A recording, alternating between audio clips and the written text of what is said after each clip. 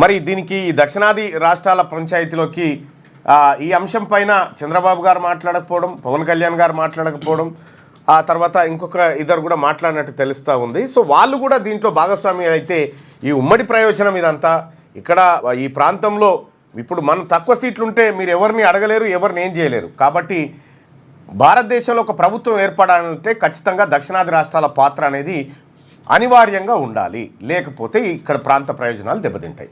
So మొత్తానికి నిన్న చెన్నైలో జరిగినటువంటి కార్యక్రమంలో హాట్ టాపిక్గా మారింది. ఇటు బీఆర్ఎస్ పార్టీ నుంచి కేటీ రామారావు బృందం, అటు కాంగ్రెస్ పార్టీ నుంచి మహేష్ కుమార్ గౌడ్, అలాగే మహేష్ కుమార్ గౌడ్తో పాటు రేవంత్ రెడ్డి గారు కూడా వెళ్ళడం జరిగింది.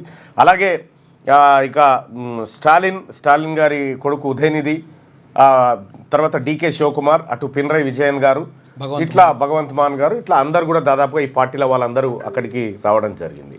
సో మరి అది ఎక్కడికి దారి తీస్తుంది? ప్రధానంగా వాళ్ళు చేస్తున్నటువంటి డిమాండ్ డీలిమిటేషన్ ప్రక్రియ చేస్తే మొత్తం పెరిగేటువంటి సీట్లలో 33% సీట్లు దక్షిణాదికి ఇవ్వండి, లేదు అంటే 25 సంవత్సరాల పాటు దీన్ని వాయిదా వేయండి అనేటువంటిది ప్రధానంగా చెప్తున్నటువంటి మాట, ఈ డిమాండ్. సో ఈ అంశం ఇట్లా ఉంటే ఇక అసెంబ్లీలో హాట్గా చర్చ జరుగుతూ ఉంది.